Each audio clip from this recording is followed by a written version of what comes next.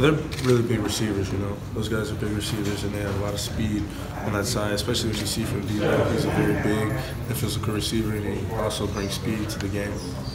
What about Bentley? I mean, a lot of times when you talk about SEC quarterbacks, you always hear about Stidham and Locke before you hear about a Bentley. But what do you like about what Jake does for them over there? He reminds me of RJ, really, of Jake Fromm. He's very smart, you know. He's very competitive. He's going to play really hard out there for that team, put it all on the line. Did you travel to the game there 2 years ago? I did not. You know, so what have you heard about playing at Williams-Brice? We're just, you know, historically had some trouble, some tough games there. I heard it's one of the best, or if not the best place to play in, you know. I heard they have a great home fan section. I heard them and LSU are like the top places to be at.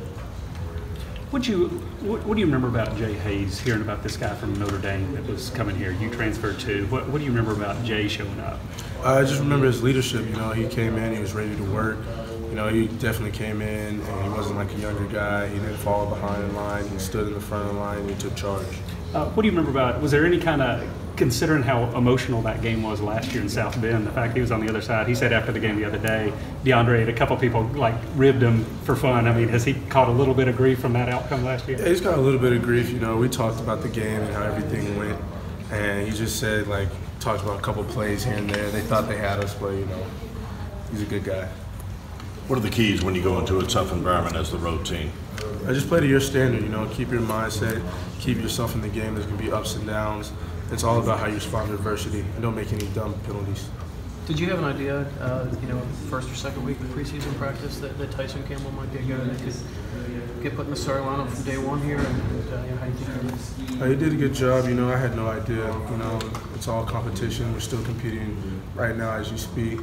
And so I didn't know he was going to be a starter, but I'm really proud of him right now and what he's done. What's he done, do you think, to earn that spot? He's just taking his job very serious. You know, you don't see that from a young guy. He's very mature in the head as far as mental and the way he, you know, takes charge and takes ownership of his plays. What do you expect the challenge to be in this offense that you're facing with Jake Bentley and Debo Samuel?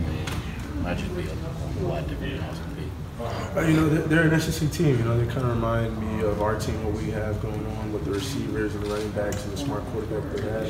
You know, it's going to be a good game. You know, we can't, you know, make any mistakes back in the secondary. From a competitive standpoint, getting the challenge in week 2, you guys at Notre Dame last year, and obviously going on the road again in week 2 this year. What do you like about that, getting that test kind of right away? You know, it's always good, you know, whoever we play against, you know, second week, you know, it's always good to play against a competitive team. We just got to play to a standard, and you know, it's just what happens when at Georgia, we always play someone good second week. Do you think of SEC East implications with this, or you just week to week?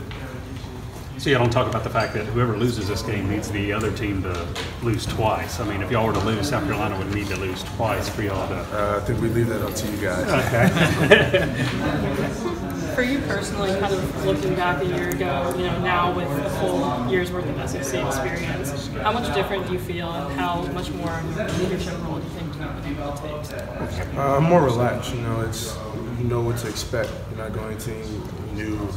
And so you always coach up the young guys like Tyson or any other young guys that might have a role in playing this year. You always tell them what to expect, what they need to look at, and now you know what you need to look at, what film you need to watch.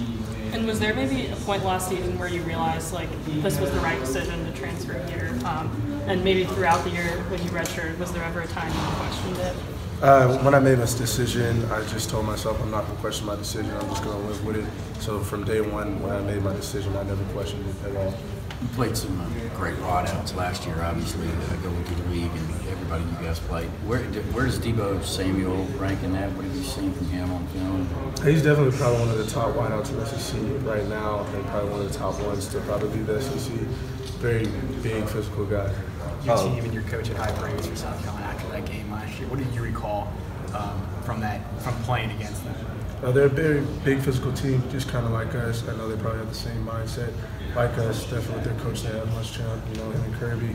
You guys are boys, so I know they definitely are physical like us, and they practice just like us. So it's going to be a physical game. What about their offense? How different is it with the new coordinator? They're trying to play a little off tempo. Have you noticed anything just tape-wise? I know they blew out Coastal Carolina. You really couldn't pick up on anything, but it kind of looks similar. But we'll definitely see when we get out there.